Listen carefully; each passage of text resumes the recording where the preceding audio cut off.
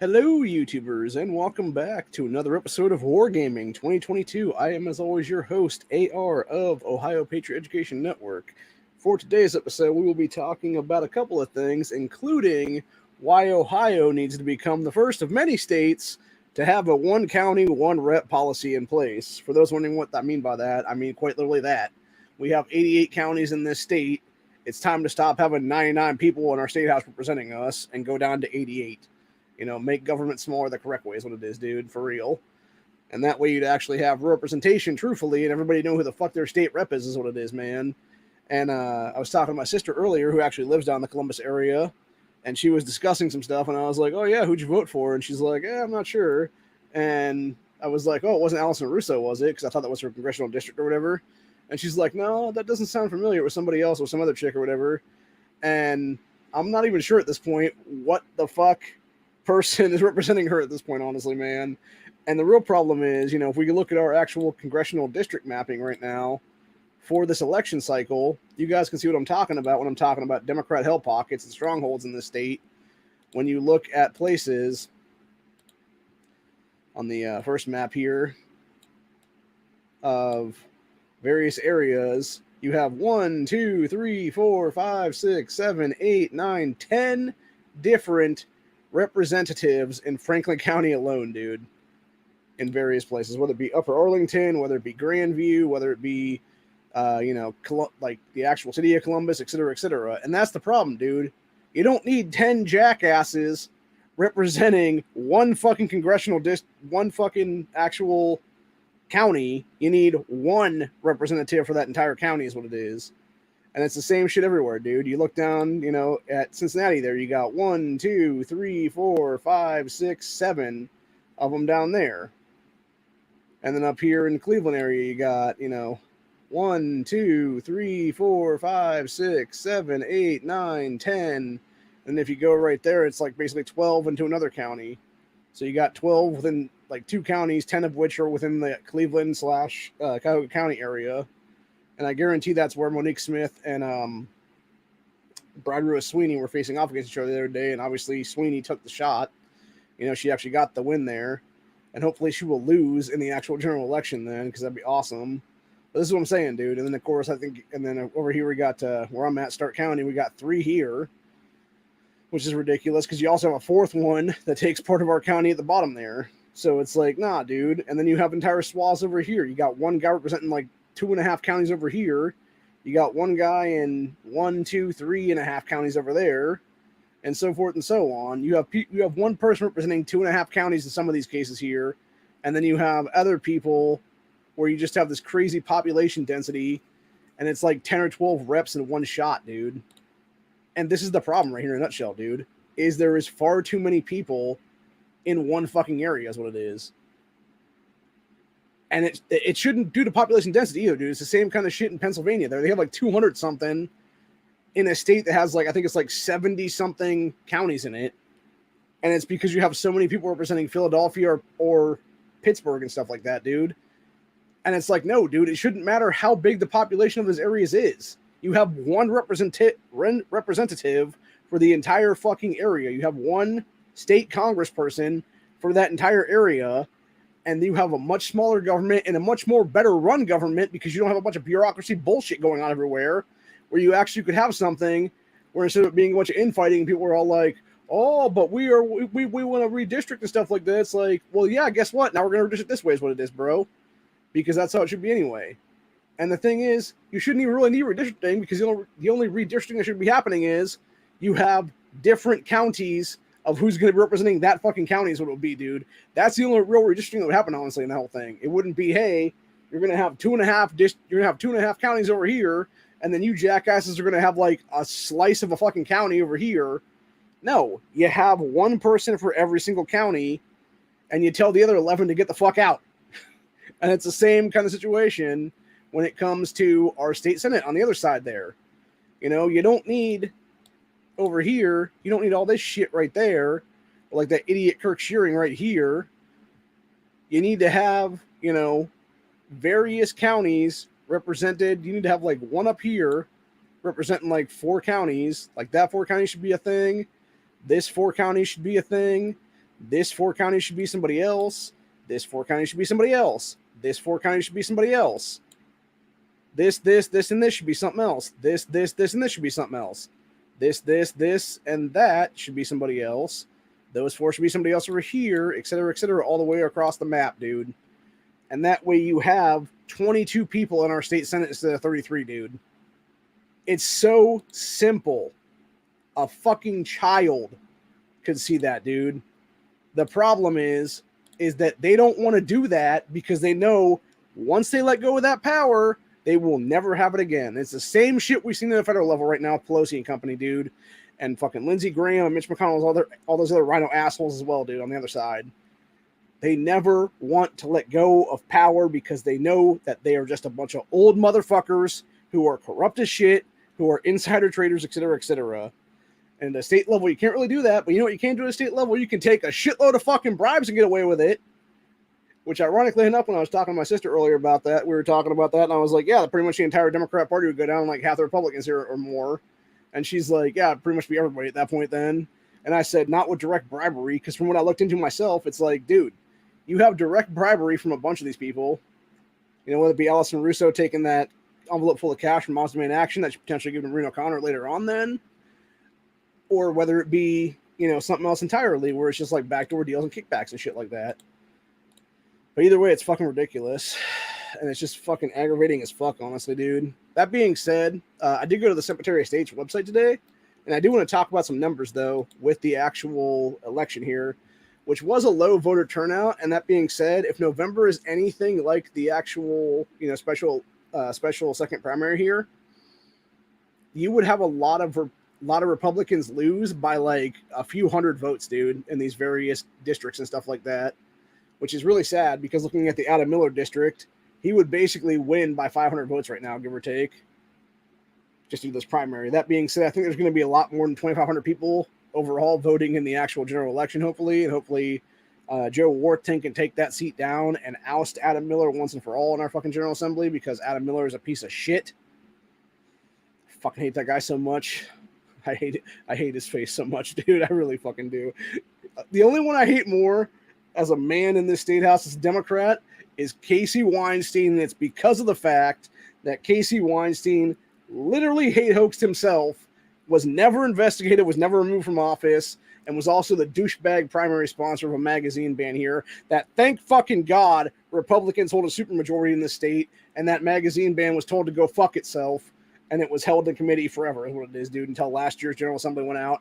And nobody was stupid enough, including Weinstein himself, to reintroduce it this General Assembly, dude. Can't say the same thing about the red flag laws and the universal background check garbage that stupid fucking cunt Allison Russo, along with other stupid fucking cunts like Monique Smith, etc., reintroduced. And I forget who it was that they introduced the universal background check crap. It was like, I want to say Phil Robinson, but I could be wrong about that one. I know he did it in 2019. I can't remember if he did it in 2021 too or not.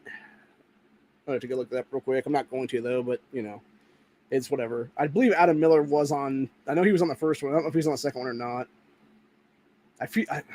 Come to think of it, I think it was. Yeah, now I think about it, I think it was Dontavius Jarrells and Allison Russo were on the universal background check stuff. Let's go around is what it was then. Because that sounds right. Because she was basically trying to be like, hey, first term people, we know you're scumbags just like us. Y'all want to be scumbags just like us in the anti-gun stuff and take all these Bloomberg kickbacks like we do? And they're like, yeah, give us the money, bitch. And she did. And that's what it was. So, anyway. Fuck Allison Russo, man. Seriously. Not literally, obviously, because, God. She is like Karen beyond belief, dude, at that one. I actually can't wait until the fall to go down there and have a bitch up with her, because I will curse her out right on fucking camera, dude, if it comes to it. Like, I plan on possibly getting banned from the state house on this first go around, dude. Or they're like, yeah, you're not allowed here anymore. And I'm like, well, fuck you. So, anyway. But going on to talk about the primaries here. So, the actual voter turnout from the Secretary of State's website here. Obviously, you had Dontavius Jarrells win his primary there. 3,960 votes to 2,103 votes. just over 6,000 people in that first congressional district for that primary. Like I said, it's interesting to me that the Ballotpedia was talking about there was a guy named Michael D. Cole that was supposed to be on this second election, but he was not apparently. So I don't know if somebody fucked up there or what it was, because LaTonya Humphrey was able to win uncontested there with 2,482 votes. Going on to District 3, which I still am not sure if they've called this yet or not. There were 5,678 votes in total. You had Kelly Horup get 1,942 of them. You had Ismail Mohammed get 1,979. So there was quite literally 37 votes between the two of those people there, separating them. 34.85% to 34.20%. And then you had Mayo McKindy get 754 votes. You had Davon Marshall get 695 votes. And you had Lamar Peoples get 308 votes. That's just sad, dude. That's just sad that none of those other people can even break 1,000, dude. I mean, hell, in Lamar's case, he couldn't even break 500, dude. Like, that's just pathetic. That being said, unfortunately, looking at the voter turnout for J. Josiah Lansing, which was 553 people, or 543 people, I'm sorry, that does not bode well for him. And that basically tells me one thing, which is that District 3 is going to be a Cleveland City area is what it is, dude. And it's going to be heavily Democrat, unfortunately. So basically, I don't think Lanning actually has a chance to win there. My suggestion to him, if he actually wants to become a state rep in 2024, move out of Cleveland area, dude, entirely, and move to a rural area for real. Because you're not going to win these districts against these people, dude. Because you think about that, if you take all 5,000 of those, you would have 5,678 people to 543 people. That is just pathetic, dude. And it's sad.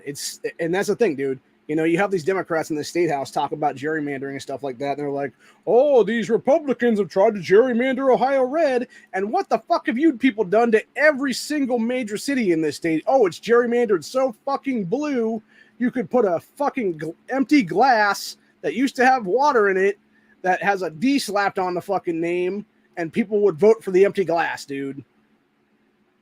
Or they would vote for a pitcher of water next to it or something like that, dude, that actually has a D on it too as well. That's the big thing right there, right? It's just like that district that Cortez represents there in New York, dude. It was so gerrymandered Democrat, you cannot win as any other political party in that area, whether it be Republican, Independent, or something else for that matter, dude. It does not matter. It's a bunch of crap entirely, dude. Moving on to District 4. You had Mary Lightbody went uncontested with 3,212 votes.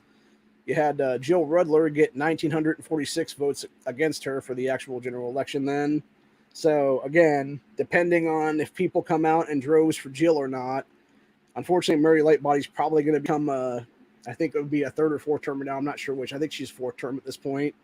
I want to say she's out in 2024, but I could be wrong about that one. She's at least second anyway, going into third. And I want to say she's third going into fourth. I'm pretty sure Richard Brown would be on his last term this go around as well, is what it is, dude. So, anyway, moving on to District 5, you had Richard Brown. This is where it gets interesting. If these numbers correlate and stuff to actual general election, you could potentially see Brown finally getting ousted in the state house. You had Richard Brown with 1,836 votes. You had Ronald Beach IV with 1,923 votes, just under 100 more. So, yeah, that would be interesting. That would be very interesting to see something like what happened with, Mark Frazier and Thaddeus Claggett back in 2020, where it was like 300-something votes separating the two of them and stuff like that. If it was something like that, where it was Ronald Beach beating Richard Brown by like a couple hundred votes or something like that, dude. So that'll be interesting to see that race right there. Going on to District 6, like I was talking about earlier, you had Adam Miller, uncontested with 1,548 votes. Joe Warton with 1,010 votes, so you got 538 votes less. Yeah, that doesn't bode well. That being said, again, it could be, as people were saying, people didn't even know there was a primary apparently in a lot of cases, or ones that did were like, you know what? It doesn't matter if I vote in this anyway because people are running uncontested anyway, is what it is, dude. So it could be something like that, honestly. And hopefully that's the case.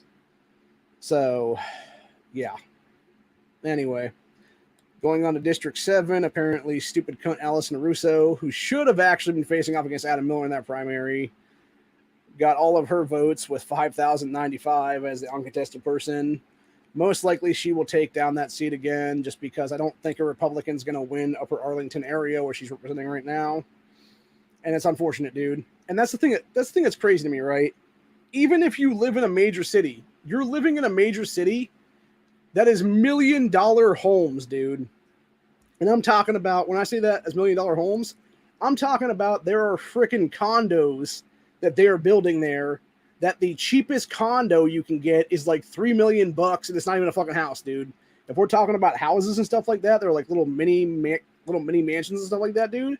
It's like $6 to $8 million or more is what it is, dude.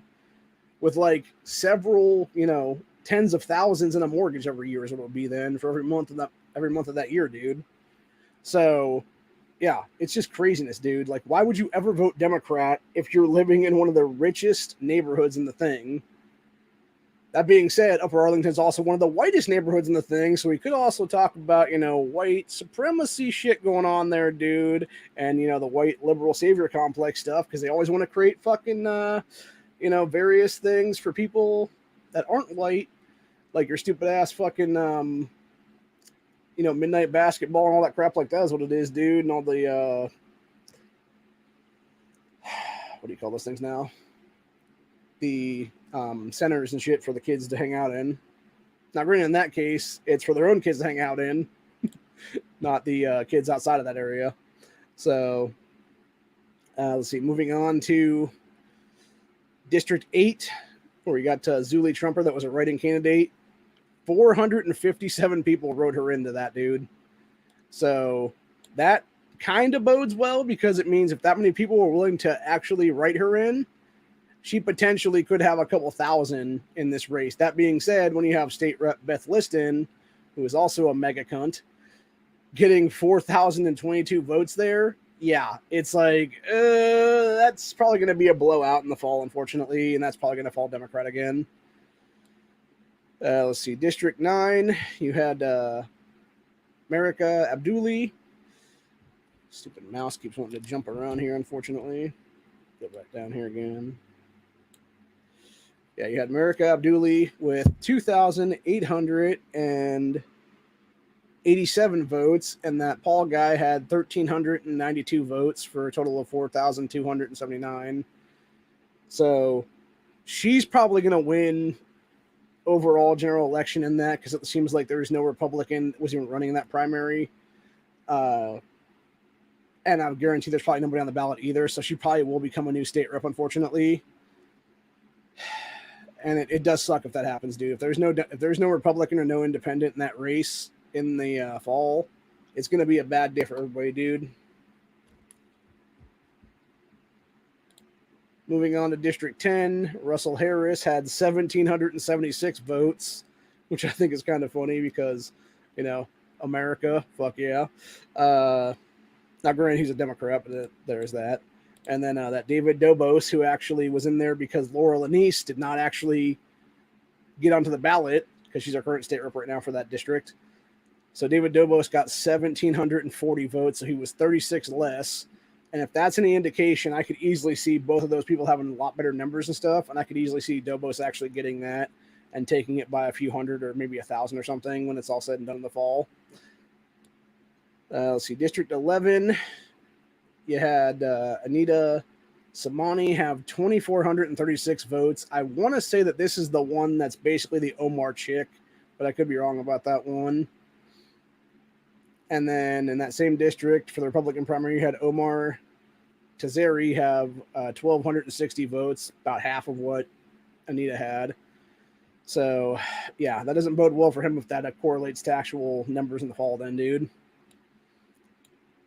Let's see, District 12, Brian Stewart had 2,923. That's just a red district. He's going to win that pretty much no matter what. District 13, Mike Skindell, current state rep, had 4,715 votes compared to Keith Davey for the Republican primary uncontested that had 1,089 votes. So most likely Skindell will get another term in office. He shouldn't, though. He should have been thrown out of office for the shit he pulled against Jenna Powell in the last 6 months, dude, where he was literally trying to shout her down while she was like, dude, this is why we need to have, women's sports be women's sports, and basically, no man in women's sports is what it is. And this motherfucker's like, you don't know what you're talking about. Mike Skindell was also one of the mask holes, as we call them, who was a fucking asshole in a mask during all the 2020 lockdowns, trying to bully fucking Republican people in our state house into putting on masks and shaming them when they weren't and shit, dude, because they were smart enough to realize he's a fucking idiot and that masks didn't do jack shit back then. So, anyway. God, I hate fucking Skindell so much, dude. Like, him, Casey Weinstein, and Adam Miller. That's what they need, man. Seriously. Anyway. That being said, District 14, you had Sean Brennan with 4,448 votes. The Republican primary between Jolene Austin and David Morgan. Jolene had 1,723 votes. David Morgan had 1,453 votes for a total of 3,176 votes. So if that correlates, unfortunately, you will have Brennan win that general election then, dude. Not good, man. Not good. Now, granted, that being said, it could have been both sides not coming out for either party is what it was, dude, because again, that does seem like low voter turnout. And I know for a fact they were saying that a lot of them were like 10% or less or so for this election for this second primary election cycle here. So it could be something where there's a ton of people on both sides that come out, dude. And especially if people are riled up enough to be like, you know what? No, fuck the Democrat Party in this state. We're not letting them take over our state house. Fuck them. And they just voted in general Republican is what it is, dude. Because fuck Joe Biden entirely, dude. For real. And fuck the Democrat Party entirely on that one, dude. Anyway, District 15, Richard Del Agua got 3,381 votes. That's a Democrat stronghold, unfortunately. I believe that's either Columbus, Cincinnati, or Cleveland. It would be one of the big 3 Cs. Or it might be the Dayton area where that district's at. So that'll probably fall into Democrat hands, unfortunately. District 16 between Monique Smith and Bride Rose Sweeney, 2 incumbents. Monique got 3,661 votes. Bride Rose Sweeney got 4,695 votes for a total of 8,356 votes. Michael Lamb got 3,532 votes. So if that's any indication, Sweeney gets another term, dude, just based on the fact that she would beat him by like 1,000 votes or so. And that's just sad, dude. Even without the Monique Smith voter base and stuff like that, dude. Actually, sadly, even Monique Smith, if she was alone in that one, dude, she beats Michael by about 100 votes there or so. It's like 130-ish votes almost, or 129 votes, something like that. So, yeah, it's just really sad, dude. I really, really hope that there's a lot of Republicans who just didn't vote in this primary, dude. Like, I don't know, to the tune of like 10, 15,000 maybe. And that they just come out for this Michael Lamb guy, dude, because I would just love to see 2, not 1, but 2 stupid anti-gunner cunts who literally both backed red flag legislation in the state house get ousted in the same year, dude. That would be fucking cherry on top of the ice cream sundae. That would be, pineapple on your upside down cake. Fucking awesome, dude. For real. But anyway, speaking of which, I'm going to make me a pineapple upside down cake in one of the Tupperware cookers one of these days soon. So I can do that, actually. It just takes a long ass time to do it, and I haven't done it in a while. I'm probably going to do that again because that takes both pineapple and cherries for it, though. And I don't think we have any cherries right now. I can just do it with pineapple only, though. But yeah, that's actually a good cake if you ever make it in the, I think it's a stack cooker is what it's called. So anyway, moving on to District 17. We had Troy Greenfield, who got 4,564 votes in an uncontested primary. That same District 17, you had Ryan McLean get 950 votes, and current state rep Tom Patton get 4,215 votes for a total of 5,165 votes. Based on that alone, you would have Patton taking it by about 600-ish, 601, something like that, votes when it's all said and done. Hopefully he will become I think it's third-term state rep, maybe fourth-term state rep. I'm not sure which. I think it's third term. Moving on to District 18, you had Darrell Brewer get 4,804 votes. You had Sharira Taylor be a write-in candidate with 143 votes. Hopefully, because she would actually be on the ballot after this now, dude, because of the write-in thing and stuff. Hopefully, she's able to get a ton of votes there, dude, and that 143 becomes like 10,143 to that dude's 5,000 almost. Otherwise, that becomes a Democrat stronghold again. Although, that being said, I'm not sure where District 18 falls. I think it might be in Columbus area again, so it could easily be something like that, too. District 19, Phil Robinson got 5,198 votes. Again, Democrat stronghold area. Ron Burrow got 1,525 votes. I really wanted to see Ron win this midterm election, dude, but I don't think it's going to happen because of that, based on that alone. If we go by just that stuff, it's just not a good deal at all, man. District 20, you had Michael Seals get 949 votes. Current state rep Terrence Upchurch got 3,317 votes. Total of 4,266 votes. That's the Democrat stronghold. Upchurch is going to get reelected no matter what. Even if a Republican or an independent ran in that district, they would stand no chance because, again, it's so gerrymandered blue is what it is, dude. So, anyway. Let's see. Moving on from there, you got District 21. You had Michael Etterine, Elliot Fullhorn, and Jonathan Hodeley. Michael got 783 votes. Jonathan got 2,998 votes, and Elliot got 5,037 votes for a total of 8,818. Kelly Powell, who hopefully will take that district in the fall, but highly doubtful because she got 1,651 votes, dude. Again, I assume this is the Democrat areas, and this is the problem with not having a one county, one rep thing, is that you get shit like this where you have, 6, 7, 8 congressional districts in the city of Cleveland or the city of Columbus area or the city of Cincinnati and stuff like that, or just the outskirts of it or whatever, dude. And it's so gerrymandered blue, you literally have like an 8-1 blowout of Democrats compared to Republicans, dude. So, anyway. Moving on to District 22, another Democrat stronghold. You had current state rep Renita Brent win the actual primary with 8,726 votes, comparing to Danielle Dorrit, who had 1,123 votes, and Vincent Stokes, who had 2,573 votes for a total of 12,422 votes overall. District 23, which could come down to a really interesting race here.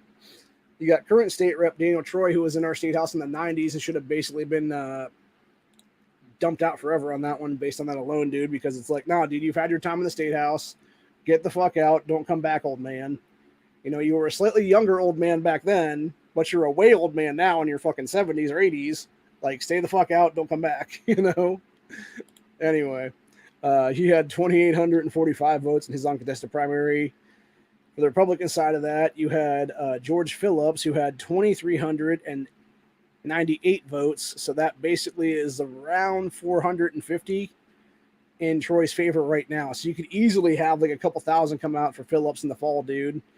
And he just wins and ousts Daniel Troy and makes Daniel Troy another one-termer at this point, dude, for a second go-around. And that would be awesome if that happened, honestly. I would love to see that happen. Let's see. District 24, you had Danny Isaac John with 3,595 votes. Dale Maloney got 776 votes for a total of 4,371 in the Democrat primary. On the opposite side of that, you had Adam Paul Tegahi Kohler get 922 votes. So again, if that's any indication, that'll fall blue, unfortunately. Going to District 25, where that piece of shit Cecil Thomas, current state senator who should not even be allowed to run in this fucking state house race, got 2,950 votes compared to John Bredon, who got 616 votes.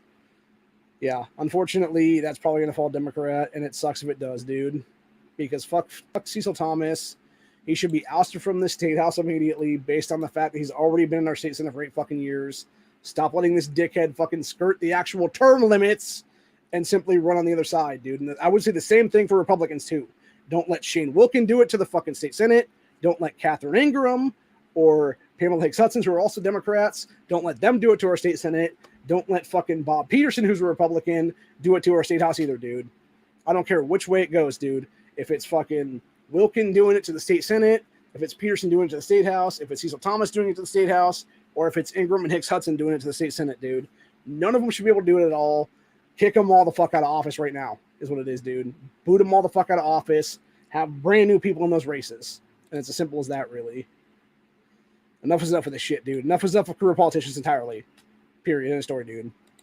Moving on, Pothead, since Cedric Denson got 4,333 votes in his primary. Unfortunately, he will be back in our state house again, probably, because, again, you know, this is what happens when you don't throw people out who have gotten multiple OVIs over drugs and stuff, dude. Now, granted, weed can be, you know, discussed about, like, hey, you know, should you be smoking and driving or not? Maybe, maybe not. Again, bro, if you're going to get busted by the cops and weed isn't legal in this fucking state, maybe get the fuck out of the state house and resign in disgrace, you know? It's the same kind of shit like that bitch in Michigan who's also a Democrat who literally got a fucking DUI and the General Assembly didn't even know about it until the story came out as a local news story, dude. And it happened like 3 weeks before that is what it was, dude. And it's like, come on, people. The fact that you don't even know what the hell's going on with your fucking state reps while they're getting busted for DUIs, and it's a thing where they're burying the fucking shit. Like, no, that should be an immediate fucking, you know, automatic disqualify from office, get the hell out, don't come back, fuck off. The same thing with anything against the Constitution. You took the constitutional office, dude.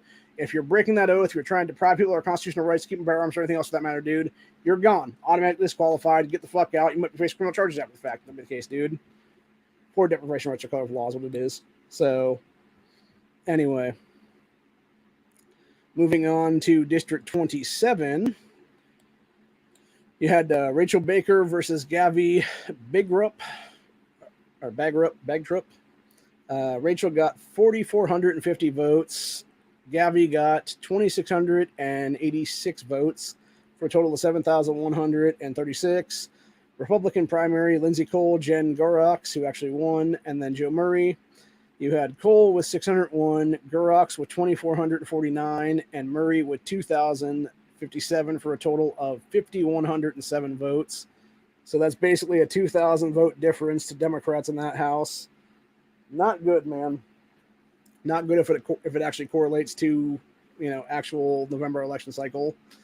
Now, granted, that being said, having talked with the poll workers locally, they said some stuff about, yeah, it's been real slow today here in Stark County and whatnot. And it's like, I guarantee you in every county it was like that.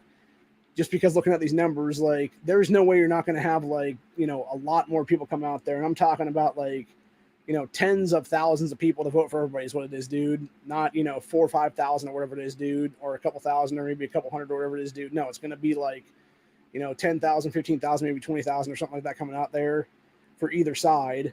And you're going to have that be a thing where it's going to be several thousand vote differences and stuff like that. So, you know, like I said, it's going to be sad if Rachel Baker ends up winning.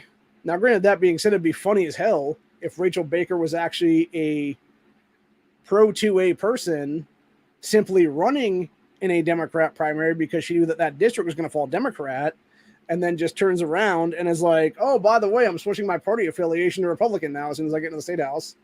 And then she just becomes like a pro-2A constitutionalist. That'd be funny as fuck. I don't think it's going to happen, though, but I think it'd be funny if it did. And to me, that would be very much like, you know, scumbaggy shit like they had Alan Miller doing when he was listed as a Republican primary candidate and stuff like that in that primary. Or I should say incumbent for that thing before it was finally changed around. So, yeah, either way, moving on to District 28. This is actually interesting because if this correlates the proper way here, Jessica Miranda will be defeated in the fall, dude. And actually, here's the thing for you. I actually got into a Twitter fight with Jessica Miranda. I'm surprised she responded back to me, dude. I'm surprised she responded back to the network. But yeah, I even told her, I'm like, because she was talking shit about people and stuff like that is what it was. And I was like, oh yeah, I'm totally going to win re-election and stuff like that. I'm like, I guarantee you're not, lady. You're a fucking scumbag. And yeah, if that correlates to what I'm seeing here with numbers wise, dude, Jessica Miranda, uncontested primary, 3,292. Kim Georgeton, 2,694. Chris Manziel, 3,814. He would beat her by his own primary win alone, dude, by about 600 votes. With both combined, he beats her by double digits, dude. Over double digits, actually, because she had 3,292. He had 6,508 on his side, if that be the case, dude. So you're talking about a 2-1 deficit on that. So, yeah. Bye-bye, Jessica. Hope you enjoyed being a stupid fucking anti-gun cunt for the last couple of General Assemblies, bitch. Because your ass is going to be hopefully gone in the fall. And I'm not going to lie. I'm going to come on here and I'm going to laugh and I'm going to be like, ha, ha, ha, ha, ha, told you so, bitch. Oh, I love being right. So, anyway. Moving on to District 29. You got Juan Volley with 1,253 votes. You had Cindy Abrams, current state rep, with 2,775 votes. She basically beats him 2-1 just on primaries alone right there. Moving on to District 30, which is a Republican stronghold here. You got Alyssa Mayhaus and her uncontested with 1,196 votes. Angela Heimer got 1,031 votes. Bill Seitz, current incumbent, got 4,635 votes for a total of 5,666 votes. So, yeah, there's no way that Bill's not becoming another term state rep, dude, based on that alone, because he beats her like 4-1 is what it is, dude, for Mayhaus there. Anyway, moving on. This is actually sad. You had Lucas Blower as a write-in candidate get 0 people to write him in. Did he not vote for himself? Like, what the fuck, dude? I feel like you would at least go out there and vote for yourself, right? Like, that alone should be a thing right now, you know? Like, how is that not at least 1 vote for this guy? I feel like somebody's fucking this guy over, dude, is what it is. But then you had Rita Darrow with 2,710 votes for that primary. On the opposite side of that, state rep, uncontested, Bill Romer got 3,245 votes, beats her by about 500 some change in a potential general election matchup, minus anybody else getting in there. District 32, you got Matt Shanahay with 1,953 votes. You got current state rep Bob Young with 2,283 votes, about a 330 vote difference there. I could see it being something like that as well in the fall. Let's see, District 33. This is actually sad. I was really hoping Christopher Anderson would be able to beat Tavia Golonsky, but I'm guaranteeing 33 is a Democrat stronghold again. Tavia Golonsky, anti-cop, anti-2A, anti-American, black supremacist. 2,918 votes. Christopher Anderson, 775 votes. Sad. Again, 1 county, 1 rep, people. This is why we need them. District 34, scumbag piece of shit Casey Weinstein, hate hoaxer himself, would actually lose to Beth Bigham in this situation, dude. Casey Weinstein, 2,801 votes. Beth Bigham, 3,298 votes. Beats Weinstein by about 400, almost 500 votes there, actually, dude. So, yeah. Really, fingers crossed. Come on, Big Ham 2022, man. Let's get some Big Ham 2022. Oust the Weinstein. Oust the anti-gun, anti-magazine, anti-freedom, fucking hate-hoaxing motherfucker Casey Weinstein once and for all, dude. Get rid of this guy, people, please. Please, God. Please, God, District 34. Get rid of Casey Weinstein. Vote his ass out of office in November. District 35, you had Lori O'Neill with 2,116 votes. Steve Dedemicho, I think I should pronounce that guy's name. I'm just going to start calling him Steve D at this point. 2,489 votes, beats her by about 370-ish, give or take. So that'll be interesting to see how that correlates to the fall. This one's actually not good. So Addison Caruso, 2,326 votes for Democrat primary. Current state rep Andrea White, 1,491. So she would get beaten by almost 1,000 votes right now, dude. Yeah, that is not good at all, man. That is not good at all. Now, granted, again, it could be a situation where, some people ain't going to come up for primaries, is what it is, dude. And hopefully that's what the case is here. Moving on, District 37, which is Republican stronghold. Tom Young just gets it with 2,357 votes. District 38, Democrat stronghold. Willis Blackspear Jr., 2,398 votes. Ironically, if those two districts were combined into one, you would actually have Blackspear win it by about 40-ish votes right now, if it was those two guys versus each other. So, anyway, District 39, LaRonda Jackson, write-in candidate, 868 votes. Current state rep Phil Plummer, 2,218 votes, beats her by almost 3-1 margin. I'm actually surprised by that. I'm surprised how many people were able to write that woman in, dude. And by that, I mean I'm surprised how many people were willing to write somebody in, honestly. But even still, you're talking about under 1,000 though still. So, anyway. District 40, you got Democrat Amy Cox winning her primary uncontested at 1,202 votes. Current state rep, who would be a second termer if he wins, Rodney Creech, 3,136 votes. About a 3-1 margin there, almost. District 41, these are all new people, by the way, that would be in here, so it would be no matter what, if it's a Republican or Democrat, they would be a first-term rep, is what it is. Democrat primary, you had Colin Flanagan with 1,279 votes, being beat by Nancy Larson with 2,489 votes for a total of 3,777 votes. On the Republican side, uncontested primary, Josh Williams with 1,958 votes, so loses by about 2-1 on that one, unfortunately. If that equates at all, which I don't know if it will or not. District 42, Erica White won her primary uncontested for the Democrats with 1,818 votes. Current state rep Derek Marin, 2,000 votes exactly, dude. So it would beat her by like 192 votes if that be the case, dude. That is a scary thought to think about right there, man. That would be what it would be.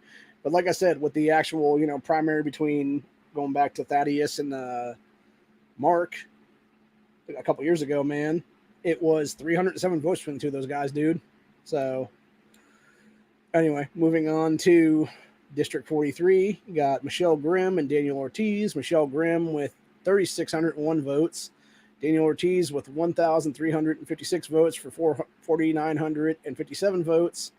Republican primary, Wendy Hendricks with 987 votes, beating Christy Kill with 511 votes for a total of 1,498. So that's probably going to fall Democrat, dude, because you're talking about almost 5,000 Democrat votes to 1,500 Republicans, dude. Like, yeah, that's an over 3-1 margin, dude. And again, this is a Democrat stronghold, dude. This is Democrat gerrymandering right there in these major cities.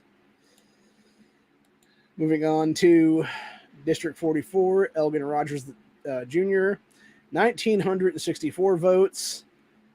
Roy Palmer in the Republican primary solo, 753 votes. Over 3-1 margin, or almost 3-1 margin on that one. District 45, Chuck Horn, 1,404 votes. Current state rep Jennifer Gross, 5,210 votes. Again, flipping the other way, was that 3, almost 4-1 margin? So, yeah, for sure, definitely interesting, man. All right, moving on to District 46. You got Thomas Hall, who actually won his primary, 3,416 votes. Matt King, 2,692 votes for a total of 6,108 votes. This is just going to be a Republican stronghold no matter what, so Tom Hall is going to be another term rep. This is where it gets interesting. This is one of the races I was talking about earlier with this little piece of shit Sam Lawrence running an uncontested primary as a Democrat. 18 years old is what this kid is, by the way. He'll probably be like 19 or so, roughly around the primary. Or not primary, roughly around the general election here is what it is. But even still, this kid's talking about voter fraud and pay to play and all this other shit, dude. And it's like, bro, You are literally being paid by fucking David Hogg's bullshit fucking March for Our Lives group, Everytown / Bloomberg, Moms Demand, Students Demand, fucking Planned Parenthood, and everybody else, dude. And you want to talk about potentially Sarah Carruthers doing play-to-play shit, dude? Like, you are the fucking stereotypical Democrat, young Sam Lawrence. You are a fucking scumbag, buddy. Fuck you. Fuck you. Fuck your anti-gun friends. Fuck your anti-life friends who are cool with killing fucking kids in the womb, dude. Fuck your commie ass. Fuck off, bro. Seriously. Because Sarah Carruthers will be beating your ass in the fucking general election no matter what, dude. When she was able to win her primary with over double digits compared to your dumbass, having nobody to contest you, dude. Because she had 2,713 votes compared to Cody Harper with 667 votes for a total of 3,380 votes. So yeah, you're talking about almost 3-1 fucking margin. She beat your ass, dude. Congratulations, dumbass. You're a fucking idiot, Sam Lawrence. Anyway, this is Sam Lawrence again, just like Sam Cho, man. Exactly why I am getting all the state reps this coming week and being like, hey, it's time to age requirement up, dude. 21 across the board, 25 for governor. Let's get it done, man. Enough 18-year-old kids in this fucking place, dude.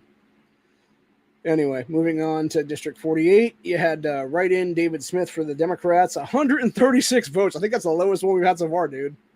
Dude, that guy almost didn't even score that. Like, you're talking about the guy couldn't even basically get triple digits almost on that. That's just pathetic, dude. Scott Olinger, 2,788 votes, dude. There's no way Olinger doesn't win re-election on that one, dude. This one in District 49 will be interesting. So Tom West, I've talked about him a few times now. He's the scumbag whose office I called after last year's Stark County Fair because that's where his district's at there in Canton and stuff, dude. He don't give a fuck, dude. He's not give a fuck about minorities or anybody else for that matter, dude. He's a piece of shit Democrat. He's just out for fucking money. He's just out for himself, dude. He doesn't give a shit about his constituents at all. 1,971 votes. Flip side of that, Republican primary, Jim Thomas, 1,589 votes. Roughly 400 people, dude. It would take roughly 400 people or so in the fall to oust Thomas West once and for all, dude. Please God, 400 to 500 people show up for Jim Thomas on this one, dude, and have those numbers be roughly the same, but 500 more for Thomas. And West is gone, dude. Like, please, Lord, let Thomas West be gone. Anyway, my state rep, Reggie Stolfis, 2,300 votes exactly. That's funny, dude. Let's see. Brett Hudson-Hillner, 3,217 votes. Obviously, Stolfis will get another term. I am going to run a primary challenge against him in 2024. Just let everybody know that right now, dude. Because, it's time to get myself out there, I think. And with the shit he's pulled already in the state house, it's a situation where he's done some good stuff, but he's also done some bad stuff, including the TAPSAC stuff, dude. And it's like, there are certain things that I just can't, sit here and not, discuss or not, call him out on and stuff like that. And it's like, bro, if you're going to keep going down that road, if you're going to keep being unconstitutional and stuff like that, and an oath-breaking sack of shit, like, you're done, dude. You'll be a third-term state rep, and you'll be primaried in 2024 by me is what it'll be. So, anyway. Hopefully, Brett Hudson-Hillner gets a primary then, too, as well. I don't think he's a fourth term yet. I think he's only a third term as well. That would be this go-around. Let's see. District 52, Reagan Phillips with 2,398 votes. Gail Manning, current state rep, who's another scumbag TAPS actor, 3,731 votes. Unfortunately, she probably will get reelected by about 1,400 based on that alone. Let's see, going down the line, current state rep Joe Miller, who I believe was the one, I think it was Joe Miller, was the one that was talking about the Dorr Amendment or something like that. And he was discussing that during constitutional carry, talking about obviously Chris Dorr of Ohio Gunners and stuff like that, dude. 2,903 votes. Write-in candidate Dan Remos, 18 votes. So that is the lowest so far. 18 votes, man. 18 write-in votes on that one. Let's see. For the other side of that, the Republican primary, Marty Gallagher, 2,610 votes. Sarah McGovey, 1,528 votes for a total of 4,138 votes. So hopefully Joe Miller will be now, I believe it is a 2-term or 3-term rep right now, dude. Hopefully he will not be a 3rd or 4th term rep then, if that be the case. and he will lose in the general election then, based on those numbers alone. Let's see, District 54, you got Brian Bardrish, 2,440 votes. Catherine Brewer, writing candidate, 47 votes. So yeah, Democrats still have less, is what it is, due with 18. Current state rep Dick Stain, 3,748 votes, 4,798 total. Stain will get another term in office. Let's see, 55. Paul Zorn, 1,090 votes. Tom Goodwin, 1,599 votes. Current state rep Scott Lips, 3,564 votes for a total of 5,163. Almost 5-1 margin. Or actually, no, sorry, over 5-1 margin on that one. So yeah, there's no way Lips doesn't win re-election, unfortunately. It's sad because of the fact that Scott Lips is a scumbag, dude. Like I said, he was the asshole who was calling some dude out in the fucking state house after some dude called him out for being like, dude, why y'all taking a bunch of breaks during your fucking, actual general assembly, or not general assembly, during your actual, what am I thinking of now? Doing your job as a general assembly is what it is, dude. Like, I'm thinking of what I'm saying now. Committee hearings and stuff like that is what I'm thinking of now. It's like, yeah, why weren't you here doing this committee hearing like 3 months ago, bro? Instead of being a lazy ass is what it is. It is ridiculous too, about how many breaks they take every fucking year, dude. They shouldn't get paid, by the way, during that time at all, dude. Anyway, moving on to District 56, where Sam Cho lost hard, by the way. Joy Bennett, 2,089 votes. Sam Cho, 873. Dude, I'm going to find this kid someday and be like, hey, bro, remember when you couldn't even get 1,000 votes in a primary? And just laugh and laugh and laugh some more. Actually, interestingly enough, looking at the Republican primary from that go-around, both of the people alone beat Joy Bennett just by numbers alone, dude. Kathy Grossman, 2,830 votes to Joy's 2,089. Adam Matthews, who actually won, 3,315 votes to Joy's 289, dude. So you got Kathy would beat her by 800 votes. Matthews would beat her by 1,300 something votes there almost. So yeah, you're talking about less than 3,000 to over 6,100. So it's a 2-1 margin there, basically. Awesome. Can't wait to see Matthews become a state rep hopefully in the fall, dude. Let's see. Moving on to District 57, you got Evan Rossborough, 1,836 votes. Current rep Jamie Callender, 2,705 votes. Jamie would win by 800-ish, almost 900-ish. Let's see. District 58, Bruce Naff, 3,018 votes. Current rep Al Catrona, 3,160 votes. Al wins by 142. Wow. Dude, that is, oof. I think that's one of the lower numbers right now. Honestly, that's some of these write-in people, dude. Jesus Christ, man, that is a fucking contested. Seriously, if that's anywhere, if that indication is anything like that, dude, that is a fucking contested district now in 58.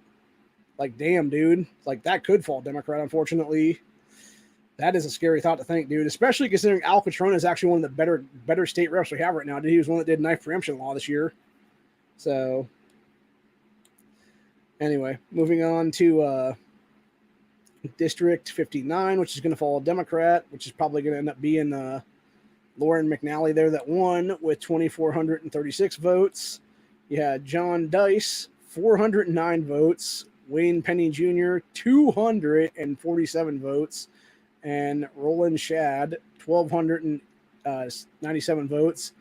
4,389 votes in total. District 60, congrats to Chris Jordan for becoming another term rep with 5,005 votes. I mean that legitimately, because there's no way that people are going to actually be able to oust him in the general election, dude. That's just super hard red is what it is where he's at there, dude. Let's see, District 61. You had actually District 61 is going to fall Republican no matter what, dude. So District 61, Louise Valentine, 2,329 votes. Beth Lear, who ousted current appointee Sean Stevens, 4,685 votes. Sean Stevens, 3,354 votes for a total of 8,039. Almost 4-1 margin Republican favor, dude. Beth Lear beats Louise Valentine 2-1 just based on her numbers alone, dude. Sean Stevens would beat Beth Lear by roughly almost 1,000. So, yeah. Or wait. I say Beth. Yeah, I think I just said Beth Lear. I don't know. Sean Stevens would beat Louise Valentine by almost 1,000. Beth Lear beats Louise Valentine by almost double digits, or just over double digits, actually. So, yeah, I think my mind is blanking out right now because I'm starting to get tired is what it is. So, anyway, we're almost done here, thankfully. But, yeah, I'm so glad that Stevens is gone, dude. That dude is a rhino scumbag, and I am so happy to watch America First candidate Beth Lear win a primary and hopefully be able to beat Valentine in the general election, dude. Lear 2022, baby. Seriously. Anyway, District 62, Brian Flick with 1,487 votes. Current rep Gene Schmidt with 3,690 votes. Beats him by almost 3-1. District 63, Richard Perry, write-in candidate with 123. Wait, what was our previous write-in candidacy? What was it, 134 for Democrats, right? Am I wrong about that? Let me go back up here real quick now. Trying to find out where that's at now. No, I'm sorry. No, it was 47 for, okay, so it's 47 for Republicans now is the lowest one so far. And then it would have been, shit, where's it now? 136 was David Smith there with Scott Olinger. So that would be, let's see where we're at now. Yeah, so this will be the lowest so far. So 123 is the new low for Democrats for writing candidates, dude. 123 for Richard Perry. Adam Byrd, current incumbent, 3,322. Good job, Perry. You're never winning that district, bro. So I'm surprised he cracked 100, to be honest with you, dude. But anyway, District 64. Unfortunately, will fall Democrat, it seems like here. You got Bria Bennett, 1,819 votes. Vincent Peterson, 4,007 votes, total 5,826. Nick Santucci, 2,560 votes, almost 2-1 in Democrats' favor in that one. Sad.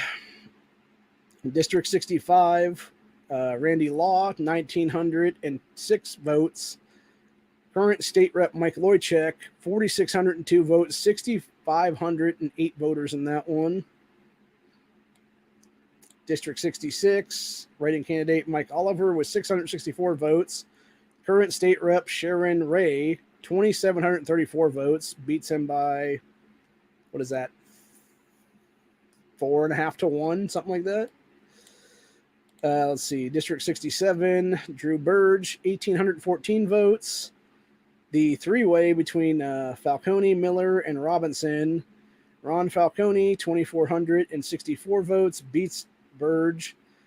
Melanie Miller, who actually won with 5,040 votes, beats Burge by about 4-1 almost, 3-1, something like that.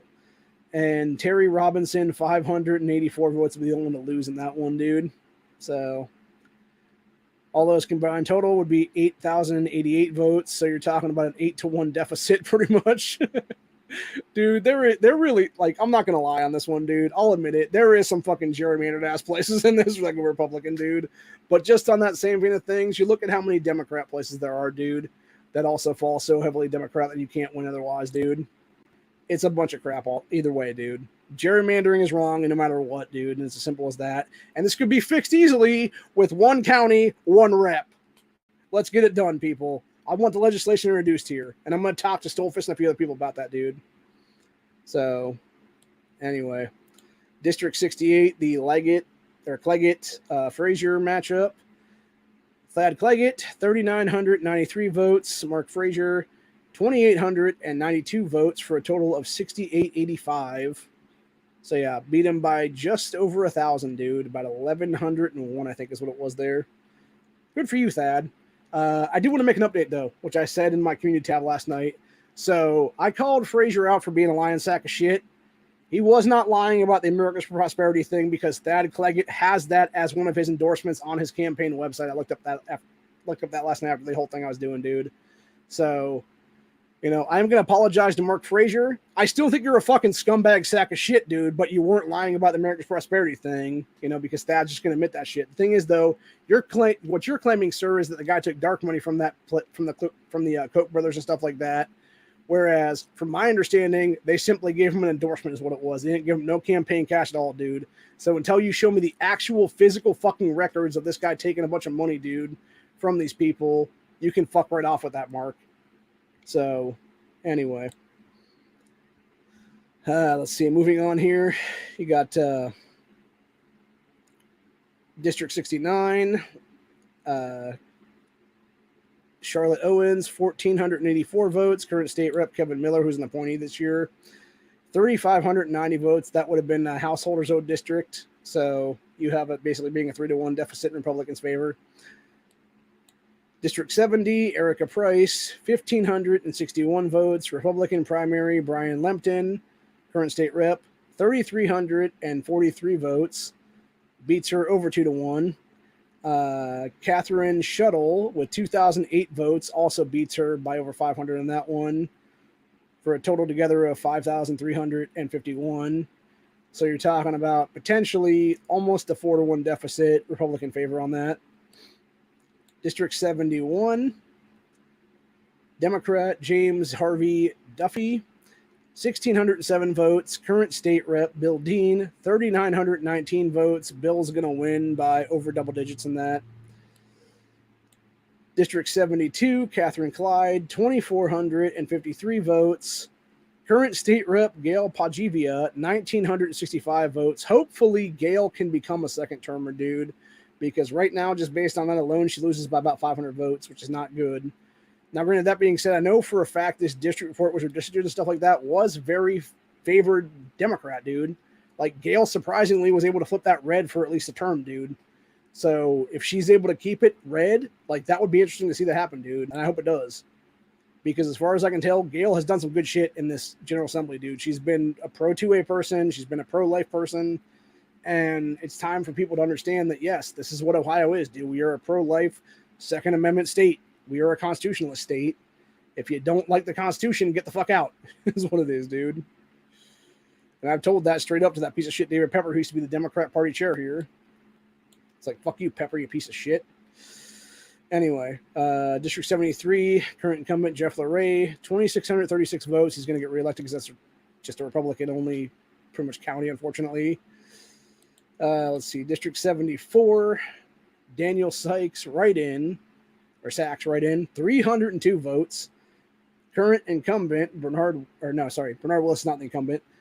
Bernard Willis will be the new person in that actual seat come the fall with 3,087 votes. So a 10-1 deficit, dude. Now, granted, they're talking about a write-in versus somebody actually on the ballot, so it's like a whole thing there. It's not really fair to compare that, dude. I wouldn't be surprised to see Daniel Sachs actually lose pretty hard, like under 1,000, though, is what it is in the thing, though, dude, based on that alone. District 75 is pretty interesting right here. You got Gambarney, who's the current incumbent, would win by about 50 votes or less right now, dude, just based on this alone. You got Democrat Jan Menemy, 1,568 votes. Current rep Harji Gambani, 1,602 votes. Yeah, that's really low, dude. That's like, let's think about it, 60, 72. Yeah, that's 34 votes, bro, between the two of those people. That is fucking, oh my God, dude. That is a scary, oh man, that could easily flip blue depending. That is scary. That is a scary thought on that one, brother. Let's see, District 76, Marilyn John, 2,718 votes. That'll be a Republican-run district again in the fall. Moving on to District 77, which is Wigham's district. You got Mark Gooch, 1,605 votes. Scott Wiggum, 2,876 votes. Scott beats him by almost 2-1 margins. District 78, Susan Manchester, 6,559 votes. JJ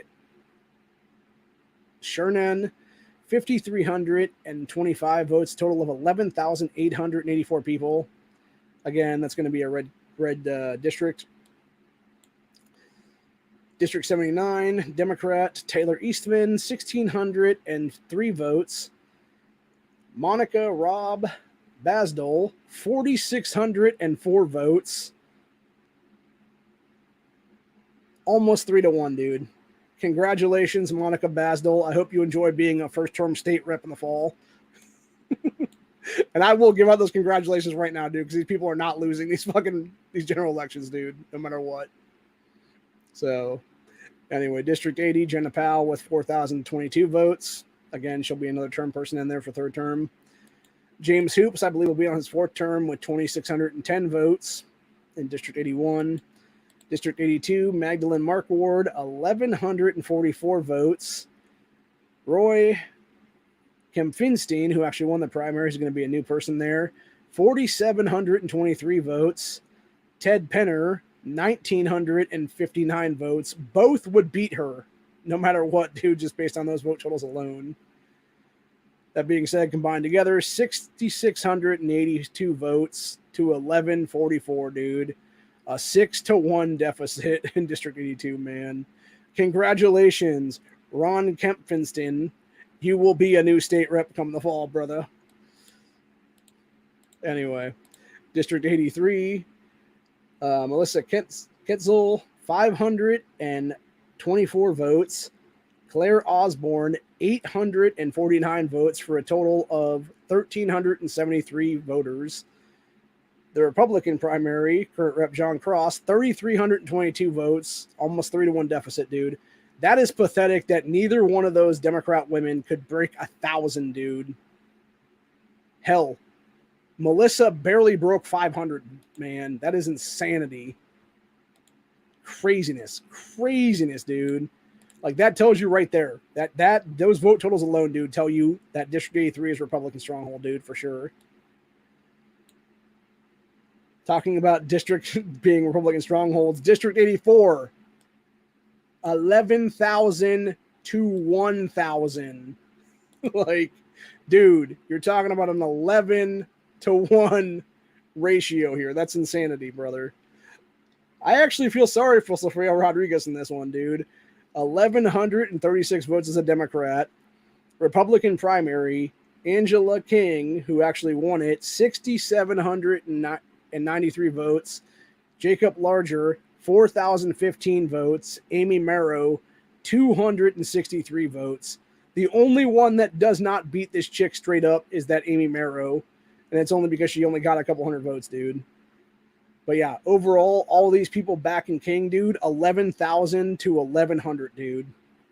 Like, Jesus Christ, you want to talk about blowout races? Congratulations, Angela King, for being a first-term rep in the State House come 2023. Hopefully we can actually have a good talk with each other and actually do some Pro 2A stuff together, lady. Hopefully you're a constitutionalist and love the guns. So, anyway. Moving on to District 85, which was Mordito Vitale was in there. His wife, Lily, unfortunately lost that primary, but it is what it is. So Tim Barhast, 4,555 people. Rochelle Folk, 728. Lily Vitale, 2,803, dude. He beat Lily by almost 2-1 margins, dude, for a total of 8,086 voters. I haven't got a chance to look into Tim Barhas yet. I haven't been able to find anything. Hopefully he is good, though. Hopefully he's just as good as Vitale was, dude. By that I mean Nino Vitale. And will be just as much of a constitutionalist come the fall, dude. So, District 86, again, talking about red versus blue here. Blowouts for red.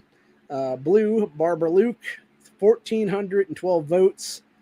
Republican primary in that district, Michael Barland, 1,039 votes. Tracy Richardson, 3,872 votes for a total of 4,911. So Michael Boland would barely lose to Barbara with that vote total by a few hundred. Tracy beats her by like 3-1 margins, dude. So anyway, District 87, Rodon McLean, won his primary. He'll be another term rep with 3,369 votes. District 88, Diane Slavy was a write-in with 642 votes. She will lose to Gary Click in that general election. He got 2,874 votes. That is a Republican area. Not quite, blowout numbers, but good enough to basically not really be that contested is what it is, dude. Let's see. 89, Jim Obdenfall, 2,190 votes. Current state rep DJ Swearingen, the asshole who put back in Terry stops to great constitutional carry legislation, 2,148 votes. He would lose by 42 votes, ladies and gentlemen. I'm okay with that, actually, if we're going to be serious, dude, because this dude is a fucking rhino cunt. He is a piece of shit. DJ Swearingen is an asshole. Fuck him, dude. Him putting the Terry stop shit in there, dude, should have tossed him out of office right then and there. I actually hope that Jim Orbenfall wins, to be honest with you, dude. And that's sad to say that, because I hate the Democrat Party, dude. I just kind of don't want to see rhinos in there either, dude, is what it is. I want to see the whole state house be fucking, out pretty much, is what it is at this point, man. Anyway, District 90, Andrew Dotson, 1,120 votes. Brian Baldridge, current state rep, 3,056 votes. Calvin Robinson, 424 votes in that primary against Baldridge. That's pathetic, dude. The total number for that one was 3,480. He beats Baldridge will beat this Dotson by about 3-1 margin almost, actually 4-1, closer to it. Current state senator Bob Peterson, who's now running for a state rep seat again, shouldn't even be allowed to because of our term limits. 3,944 votes. Ridiculous, dude. Let's see, District 92, current state rep Mark Johnson, 3,170 votes. He'll get reelected. District 93, Jason Stevens will get reelected with 3,075 votes. I think he was one of the ones that was one of the cup douchebags. Anyway, District 94, Ryan Goodman, 1,474 votes. Current Representative Jay Edwards, 2,266 votes. Jay beats him by about 800, give or take, 790, something like that. District 95, William Ryan, 1,199 votes. Current rep Don Jones, 2,897 votes. Don beats him by about 1,700 votes. Let's see, District 96, Charlie DePalma, 1,443 votes. Current state rep Ron Ferguson, 2,260 votes. Ron beats him by about 800, and I don't even know how much after that, like 10, something like that. Let's see, District 97, Adam Holmes is going to be getting reelected, 2,291 votes, uncontested. Let's see, District 98, Daryl Kick, current state rep, 2,898 votes. His primary challenger, Scott Polans, 2,207 votes, total 5,105. And finally, District 99, you got Abby Kovas, 1,933 votes to current state rep Sarah Fowler Arthur's 3,167. Congratulations, Sarah Fowler Arthur. You will become a second-term state rep in the fall. I look forward to working with you under Ohio Patriot Education Network and under Ohioans for Firearms Freedom monikers. And that's pretty much over today. It's interesting. And I'm not going to lie. And I'll admit, dude, the Democrats that keep bitching about gerrymandering are right with some of the things, dude. What they will never admit to themselves, though, is that there are 100%, a shitload of districts in the state house that are also gerrymandered blue, dude. That you would never see a Republican or an independent or a libertarian or a Green Party person or anybody else for that matter win that doesn't have a fucking D next to their name, dude. So yeah, if they want to be for real about it, dude, they need to get on board with what I have talked about in this whole episode, which is it is time to have a one county, one rep representation. Enough is enough of having 10 fucking Democrats running random city areas, dude. Like your Clevelands, your Columbuses, your Cincinnati's, your Dayton's, your Toledo's, etc., dude. And actually have legitimately, you guys will have some seats guaranteed in the state house, and you will lose some seats guaranteed in the state house. And we will actually have an overall better state house when it's all said and done, man, because you'd have people knowing who the fuck the representation actually is for once. They wouldn't have to go around being like, I don't even know who represents me now. Oh, let me put in my address over here. Oh, it's this person. Oh, maybe it's this person. Or maybe it's this person, because there's like fucking 10 reps in the fucking major cities, dude. And that's the problem. And they're all Democrats, by the way. If it wasn't for that, you'd have Democrats hold like 10 to 15 seats in this entire state, dude. Because they'd have several districts that have major city areas in them, like a Columbus, like a Cincinnati, like a Cleveland, or even a Canton for that matter, that's a minor city, and they would fall Democrat just because of those numbers. And you would have other areas that are much more rural fall Republican. You may even have a third chance of other people getting in there in some of those cases if we actually recognize other parties too, dude, because you'd see other people getting in as independents and getting in as libertarians and internet libertarians and Green Party people and everything else like that, dude. And you would finally have real representation once and for all. And hell, you might have a fucking communist in the state house too, dude, for all we fucking know. At least they would be under the Communist Party, for God's sakes. They wouldn't just call themselves a Democrat or be a fucking piece of shit rhino, dude. They would actually be an out and about fucking, hey, let's rave around the hammer and sickle fucking flag communist person, dude. And at least then you would have people understand this is who this person is, fuck them. You know? But until we do something to change things here, nothing's ever going to change. And that is what I'm sick and tired of right now. And that is why I'm calling on the Ohio General Assembly. It is time for a one county, one rep piece of legislation to be submitted and be fast-tracked through this General Assembly before the end of 2022 and be voted on, be voted through the State House, be voted on through the State Senate, go to DeWine's desk, be signed into fucking law, dude. And we start out 2023 as the first state in this nation that has a one county, one rep actual law on the books to where people can understand this is what an actual General Assembly looks like after the fact. This is what the people want for real. Enough is enough of stupid fucking gerrymandering bullshit. Enough is enough of stupid fucking piece of shit state Supreme Court people trying to fuck with our primaries and force us to do multiple primaries and pay 20-something million extra dollars for fucking stupid primaries, dude. No, it's time to have an actual representation the correct way. One rep per county, go from 99 to 88.